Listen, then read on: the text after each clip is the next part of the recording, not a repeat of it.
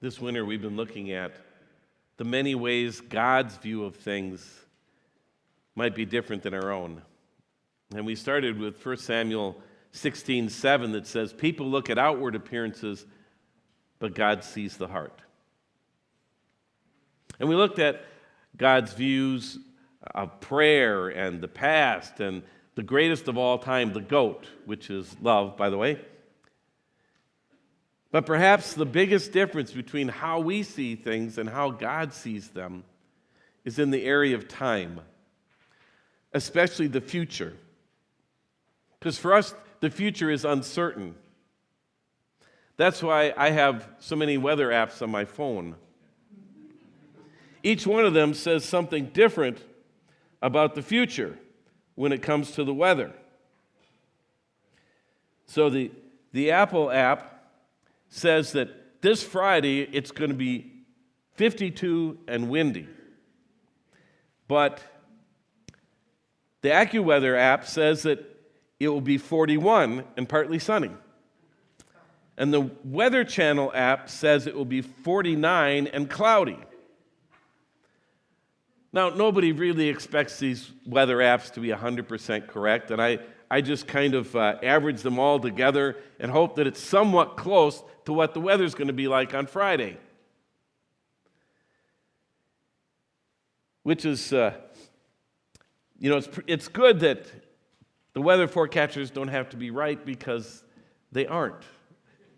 At least it seems like most of the time they're not. Actually, NOAA tells us that the weather forecasts are 90% accurate out to 5 days, that they're 80% accurate to 7 days out, and 50% accurate to 10 days out. And I think they must have a different definition of accurate than I do. You know, especially this winter, how many times did you see on the weather forecast that there was a big snowstorm coming? Everyone, get prepared, be ready. This is going to be a big snow event. And then we got 1 or 2 inches. And maybe you like it that way. Maybe you're glad. Those of us who like snow for different things like skiing or snowmobiling, it just was disappointing. But weather isn't the only place that we want to predict the future. Pollsters predict future elections, and we know how well that turns out. And economic forecasters try to predict future markets. And odds makers predict future betting. And fortune tellers predict all kinds of futures, especially the ones that will make you pay them more to tell you further. We all want to see what the future is. But even those who are paid to see the future are often wrong. After all, we're human. And the average person is left just to worry about the future. How much of your life have you spent worrying about the future? Worrying about what might happen the next day, or the next week, the next year, 10 years from now. So much of our energy is spent worrying about something having to do with the future. Jesus says in Matthew 6, though, that who can add a single hour to their life by worrying? And he says, so don't worry about tomorrow. Tomorrow can worry about itself. Each day has enough problems on its own. Don't worry, Jesus says. But we do worry. Why? Because we're human, and the future is unknown to us. It hasn't happened yet. So it's hard to count on it, just like it's hard to count on the weather forecast. But for God, the future is not a scary unknown. God sees the past and the present and the future with perfect clarity. In fact, it's all an eternal present to God. You and I can only remember the past and live in the present and hope for the future. But for God, it's all present. The future has already happened or is already happening in God's eyes. God sees all of time as if it were now. Have you ever watched a scary movie with someone who's seen the movie before? And they want to tell you what's going to happen, and you just want them to shut up? Because they tell you what's behind the door, and they tell you who's the one that's going to cause trouble, and they tell you who's going to make it in the end and who won't. And it spoils a scary movie if they tell you what's going on because they've seen it before. But it's just the opposite in life. In life, it makes it less scary if we know it's going to happen. It takes the fear out of the future. We even live longer because we have less anxiety. So the great thing about the future is that God has already seen it before. Like somebody's already seen the movie, God has seen it. And God helps us to not be so afraid. God has the future laid out as well as the past and the present before God. It's all in God's hand. And we may not be able to predict the future, and so it might be scary to us, but God has already seen the ending. God knows how it turns out. And spoiler alert, it has a happy ending. Peggy Alsdorf says she used to, as a young girl, read these huge books. And she would start a book, but then she would skip to the back, to the last chapter to find out how it turned out. And if it had a happy ending, she would joyfully then read the rest of the book. But if it didn't, then she'd put the book away. Because who wants to waste their time reading a big book if it's going to have an unhappy ending? Well, most of us have this big book, the Bible. And spoiler alert, it has a happy ending. Because God knows the ending. The last book in the Bible is Revelation. As we turn to what in my Bible is the very last page, it says this in Revelation 21. Then I saw a new heaven and a new earth. For the first heaven and the first earth had passed away, and there was no longer any sea. I saw the holy city, the new Jerusalem, coming down out of heaven from God, prepared as a bride beautifully dressed for her husband. And I heard a loud voice from the throne saying, "Look, God's dwelling place is now among the people, and he will dwell with them, and they will be his people, and God himself will be with them and be their God. He will wipe away every tear from their eyes. There'll be no more death, or mourning, or crying, or pain, for the old order of things has passed away." He who was seated on the throne said, "I am making everything new."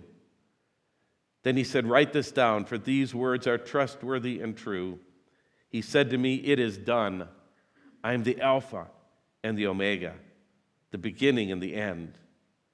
To the thirsty I will give water without cost from the spring of the water of life.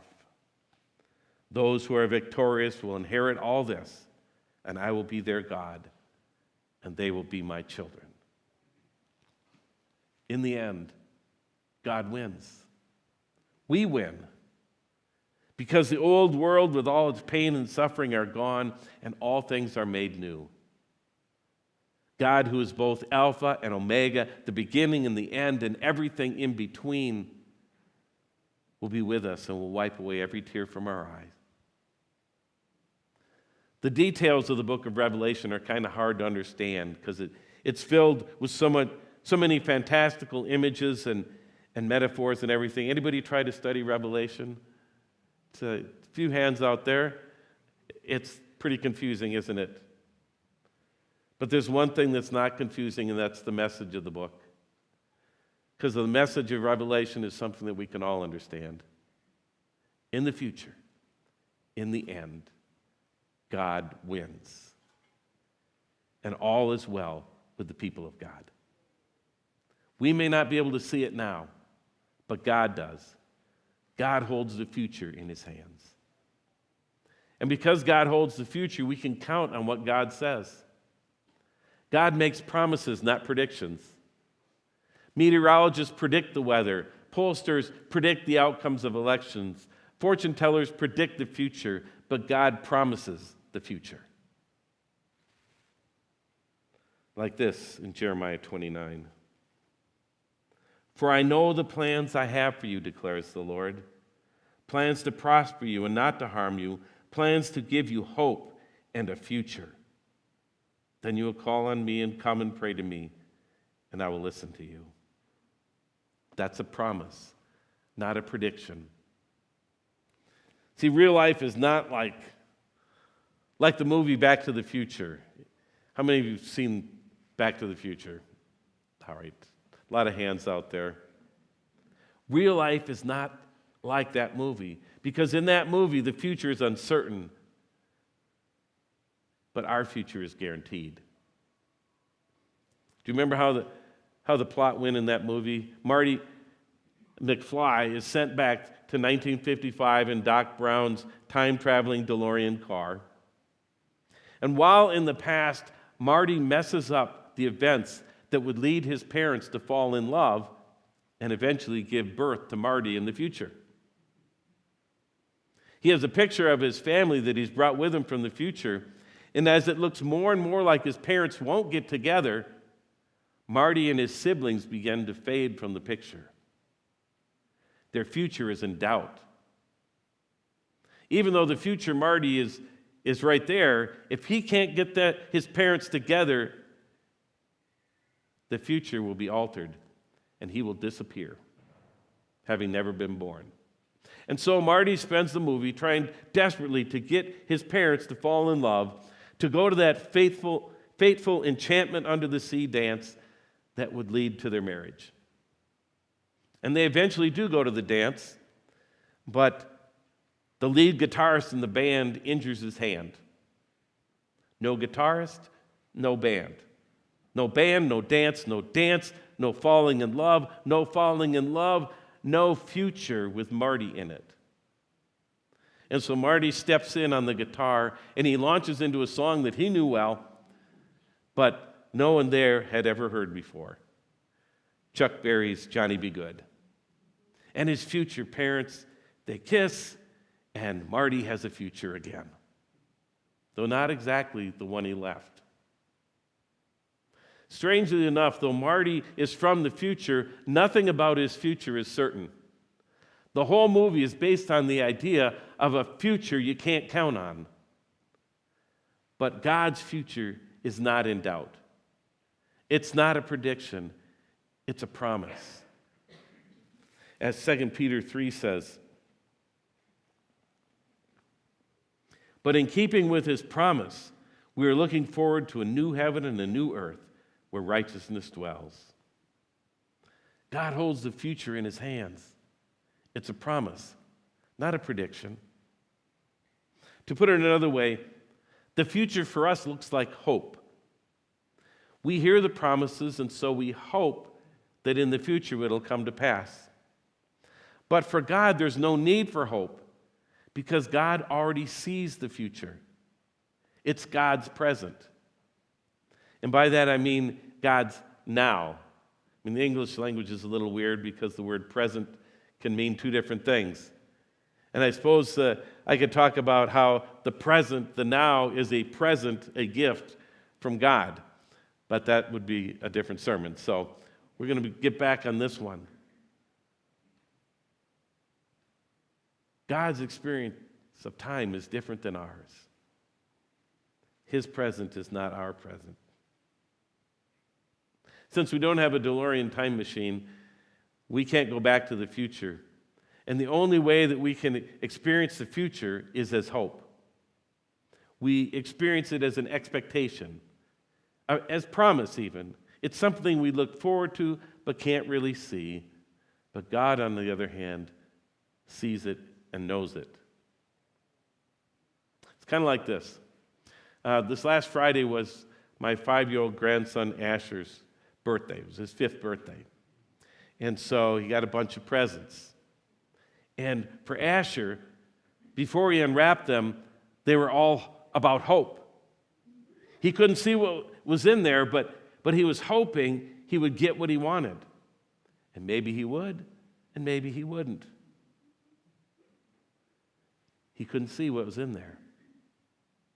But the giver of the gifts, they knew what was in there. They had purchased them. They had wrapped them. They had given them to him. There was no hoping at all for them. There was just certainty. They knew exactly what was in those packages. For Asher, it was hope. For the gift givers, it was just a reality. And it's the same way with God. We live in hope. We live looking forward to the future. For God, there's no hope because God already knows it. Doesn't have to hope. It's certain. It's a reality. Romans chapter 8 talks about some of this, our hope for the future, and yet how God sees it as it's a done deal. Verse 18, I consider that our present sufferings are not worth comparing to the glory that will be revealed in us. For the creation waits in eager expectation for the children of God to be revealed. For the creation was subject to frustration, not by its own choice, but by the will of the one who subjected it, in hope that creation itself will be liberated from its bondage to decay and brought into the freedom and glory of the children of God. All creation hopes for the future that God promises. And we may trust God to bring it about, but still for us it's hope. God, on the other hand, has no need for this kind of hope because God sees it already. God already has the future. Verse 22, we know that the whole creation has been groaning as in the pains of childbirth right up to the present time. Not only so, but we ourselves who have the first fruits of the Spirit groan inwardly as we await eagerly for our adoption to sonship, the redemption of our bodies. For in this hope we were saved. But hope that is seen is no hope at all. Who hopes for what they already have? But if we hope for what we do not yet have, we wait for it patiently. We see the future through the eyes of hope. God sees the future as something God already has. It's already reality to God. And that's okay for us to see things differently from God because we're not God. We're human. And if anybody tells you that they can see the future perfectly like God, well, I'd be a little suspicious of them.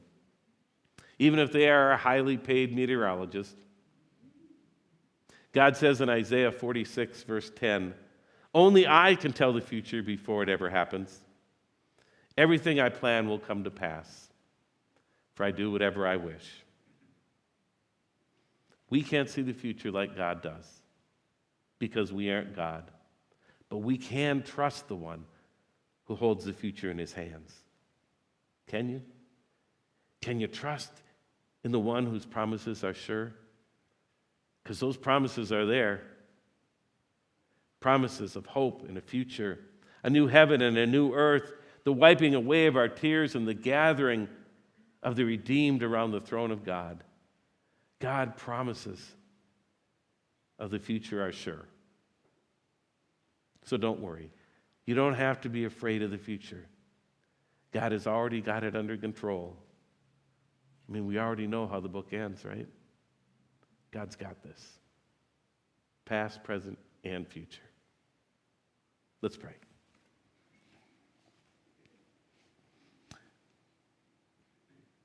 Oh God, you hold the future, so calm our anxieties. When we worry about what's going to happen and we're afraid that we have no future, remind us again that you hold the future in your hands. Calm our fears, increase our hope. You are the one who sees everything and knows everything. And so we trust our lives to you, and we will walk by faith. We will walk in hope, because you are the Alpha and the Omega, the beginning and the end, and everything in between. Amen.